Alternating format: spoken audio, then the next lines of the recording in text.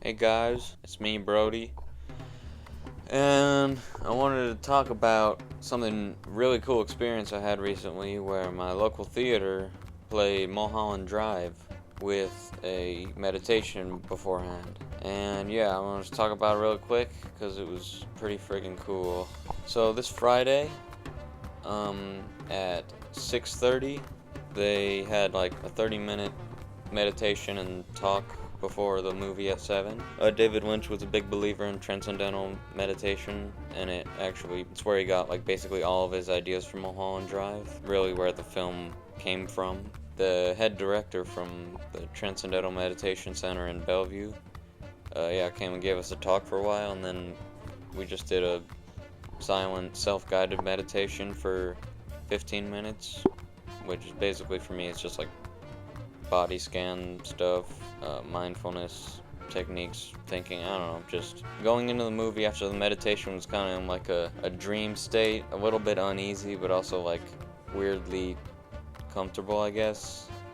And I'm a pretty nervous person around a lot of other people, and there's a lot of people in the theater, so I was a bit like nervous, but I kind of was able to make myself a lot more comfortable after the meditation, and so I got kind of like sucked into the movie. A fantastic movie, very trippy, crazy, genius movie. Mulholland Drive, if you haven't seen it, watch it. I recommend at night, definitely, once the sun goes down. Because first time I watched Mulholland Drive was in like a midday in March this year. Just here on a projector. I liked it a lot. I thought it was really good. I thought it was really interesting, but it wasn't like it didn't amaze me. It was like, yeah, that was good. I get why people love that. I liked it, but I didn't love it. But this time, I forgot to show you. I do have the DVD that I got from Value Village a while ago, and I was thinking about getting the Criterion release during the Barnes & Noble sale, but I ended up getting Blue Velvet instead because I was like, I already have a copy of Mulholland Drive. It's not a big deal, but anyway, yeah. First two acts of the movie are really good, but the third act is where I think it really picks up and takes the first two acts to a whole nother level once everything comes to fruition and everything comes clear, more clear, I guess. It's a David Lynch movie, so obviously it's not clear, but yeah. I think the ambiguity and the lack of explanation really makes it a lot more interesting, and it really makes you think, actually use your brain to think, what do I think happened, what do I think this means? None of it has to make any sense. In fact, honestly, half this stuff might just be nonsense. Maybe David Lynch was like, maybe let's put this in here, and then people can decide what it means to themselves, and just as like a creative thing. I don't know. Anyway, brilliant movie. A lot of laughs, goofy, dark humor. I love the cowboy scene. That scene always kind of hits like a little bit like funny and a little bit like thought-provoking, I guess, and a little bit of like social commentary on society and just the ego and pride that we've grown to have. And the cowboy's like, no, you ain't thinking. You too busy being a smart aleck to be thinking. Do me a favor and think about it. Yeah, I'm gonna get into spoilers, but I mean, this movie came out 25 years ago, so. Mulholland Drive. Basically, I'm gonna talk about what I think happened, what I think the movie is, what it's about. And basically, I think Mulholland Drive is the first two acts, I think, are a form of afterlife. I think this because, number one, it's either an afterlife or a dream, because what's happening is definitely not real, and that's made very clear by the No Hay Banda scene at Club Silencio. They say it's like all recording, which is like, this is all not real, this has already happened, this is just written, this is not reality. And it's made a lot more clear once you get to the third act, and you find out about the real world before they were both dead, Diane and Camilla. That's why it makes sense that in this world, Diane and Camilla are the two people who don't know who they are, or who think they're somebody else. Anyway, because they're both dead. And Aunt Ruth is alive in this world, but Diane mentions at the dinner party in the real world that her Aunt Ruth died, and that's why she has the apartment. And so the fact that Aunt Ruth is alive in this world makes me think that this must be the afterlife, because she's dead, and she's also dead. I think that the man behind the Winkies is some... I don't know. Okay, this is all just completely spectacle. To be honest, I don't have any idea what a lot of this means. I mean, I have an idea, but there's not really a true meaning. Only David Lynch would know that, and he passed away last year, so yeah, this is my interpretation. The man behind the Winkies is a sort of bridge between reality and the afterlife, and sort of like not quite a demon, but like a wizard, I guess. Like an evil wizard. That Diane makes a deal with, so that when she dies, that she'll have a reality where she can be with Camilla and not have to remember all the things that she's done and having Camilla killed. Well, when I first watched the movie, I thought the whole thing was just a coping mechanism that Diane made up in her head, but on this watch I realized that it's more of an afterlife thing, and it is a coping mechanism, but it's more organized than that, and I think the man behind the Winkies kind of organized that, which I believe because of the box with the key, and he has the box. At the beginning of the movie, there is the two guys at the Winkies, they're having a talk, he's talking about his dream, where he's standing there, anyway, and they go behind the Winkies, and then he friggin' passes out or dies. I think that that's in reality, and then we move over to the dream world, where they're Betty and Rita, instead of Diane and Camilla. Yeah, so I think that first scene is in the real world, where the man behind the Winkies exists. I'm not really sure, but I think since that guy ran into Diane was at the diner paying off the hitman to kill Camilla near the end of the movie, and that guy who is in the Winkies there, basically living the dream he describes later in the movie, but it's like, this movie's such a trip, man. I don't even know what half of this really means, but I think that the man behind the Winkies is a demon, I guess. He makes deals with the living for the afterlife, and then, I think Diane made a deal to like try to cope, like give her escape to a different reality where she's not her. She doesn't have to live with the fact that she killed Camilla, and just escape from all the immense guilt that's in her. But I'm pretty sure I think he's a demon and not just like a holy entity you make deals with, because he releases her guilt in the form of the grandparents, or her fake grandparents at the end, and they crawl under her door, and then like get all up in her face, and then she kills herself. Okay, I actually have a new theory about the man behind the Winkies. So what I didn't think about when I was telling my theories while filming is that Diane would not feel comfortable making a deal with a creepy man behind a Winkies. I don't think my theory was correct. I prefer now the idea that man behind the Winkies is a demon that punishes people for their guilt. I think that he first punishes her with her guilt by releasing her grandparents, or the manifestations of her guilt, in my opinion. And then he continues to punish her by making her relive the realization of her guilt, the initial like shock, through the dream, where she goes to the Club Silencio and comes to a realization about everything, and then opens the box and has to feel that trauma once again. And I think that is another really interesting theory that I might actually prefer. So just want to say that. Okay, back back to past Brody.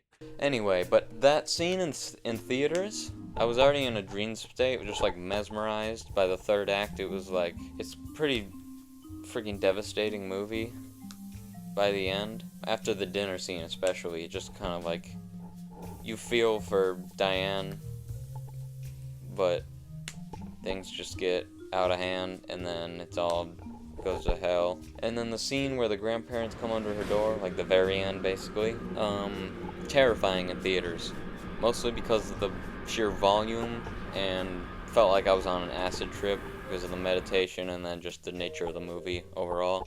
But yeah, just like, it was like an assault on the senses, and like, genuinely haven't been that scared in a movie theater probably ever, because it was like crazy. Amazing experience. Brilliant movie. Probably David Lynch's best movie. Well, definitely David Lynch's best movie. But I don't know about Twin Peaks, if that's a better project. Who knows? Anyway, Mulholland Drive is a brilliant, mind-boggling, erotic, funny, crushing movie that is honestly probably one of the best films I've ever made. Such a weird and deeply human in a way, because it just feels like it doesn't need logic. It just pulls these emotions. It feels like it's like just ripping thoughts and emotions out of David Lynch's head and just like sticking them in a movie, and it just feels deeply, deeply alive and human. And that's really apparent in the Club Silencio scene. No hay banda. And the Llorando song, Crying. And I picked up a few words in the song that I didn't last time because I know a little Spanish. I mean, I took Spanish, but I barely pay attention because I'm a shit student. But I just caught a few like phrases like "love me one last time," I think she says. Sorry, my phone storage went out. Anyway, I deleted some stuff, so we're back.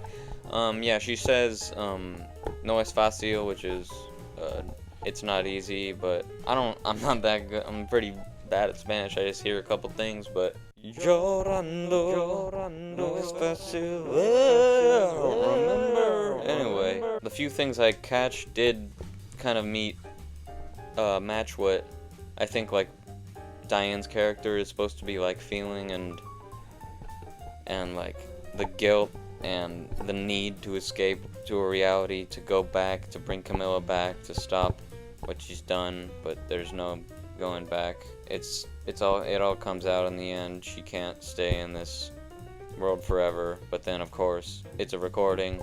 The afterlife's gonna loop, as he says, no hay banda.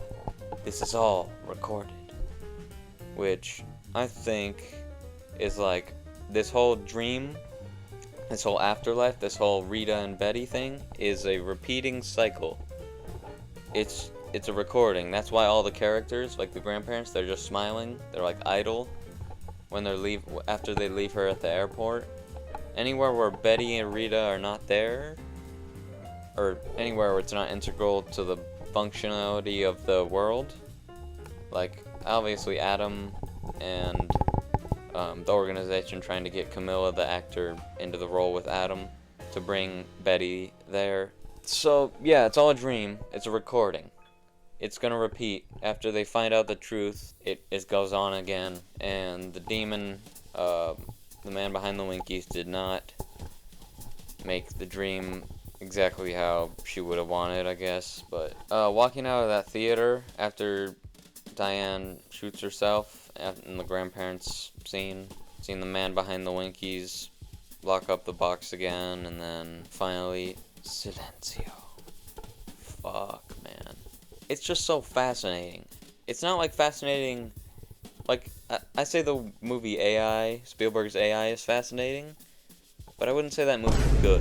The movie's okay, probably overall, but it has so many great aspects with a combination of just absurd aspects that make it fascinating and really rewatchable. This movie is fascinating and great, and it's just freaking brilliant. Best David Lynch movie. I don't see any others that could even compete that. Like, Elephant Man? No. Elephant Man's a very conventional movie. It's a good movie, but this movie just stands on its own. It's truly on another league. It's its own movie. It is itself. It is nothing else. And I'm so glad that I saw it in theaters, because the first time I saw it, I was not in an open mind state, I guess. I was trying to make sense of everything the whole time.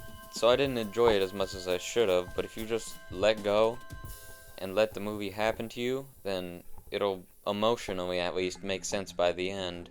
Kind of hit like a ton of bricks, and I kind of walked out of the theater. It's like 9:30 and dark out, and I just sat in front of the R&R diner, just like looked up at it and just sat on a bench.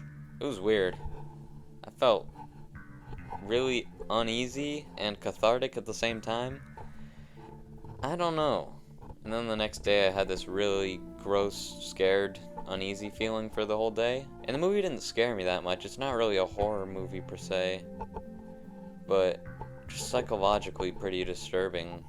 I don't know, man. It's a great film. Genuinely a great film. This could crawl up to being in my like favorite movies of all time, probably. I think right now, I don't know if it's quite there, but I'd say I think it's really, really great. And I really, really like it. And it's just a brilliant film. And theater, they gave us all this, like a guide to solving the movie with David Lynch's hints he gives, these questions to think of, and like this whole bio on the back. But actually I already have that came in this DVD, but I used it, the little insert as a little poster, because the other side of the paper has like a poster on it, and so I just put that on my wall. I actually do that with a lot of movies, if you can see those. But yeah, so there's a lot of movies that I just took the DVD insert and put them on my wall. Anyway, if you're going to watch Mulholland Drive for the first time, highly recommend doing it at night, where it's dark, the sun is completely down, so like at least like 9 o'clock. And the other thing was like the meditation. Do like a 15, 20, 30 minute meditation if you really want to, but at least like a 15-minute meditation. Not really guided, just meditation. You can just do. Just sit there, close your eyes, try not to think. I know that's hard for a lot of people, but it's hard for me too. You just gotta get in a state of like mental and physical comfort or stillness, I guess. And then this movie hits even harder than usual. I just want to talk about that and say that it was awesome. And shout out to the North Bend Theater. They're awesome. They're always playing older movies and niche movies, great classics for free a lot of the time. This one wasn't free because it's like a fundraiser for the theater, I think, because they're not always doing so well financially. But also I'm willing to pay $15 for this. Definitely worth it. Yeah, I just want to say Mulholland Drive in theaters was one of probably the second best theater experience of my life, behind Across the Spider-Verse, because that movie on first viewing in theaters blew my 13-year-old brain away, mind away. Anyway, have a good one. Thanks for watching this, if you watched, which you probably didn't, because I'm talking to nobody right now. But anyway, bye.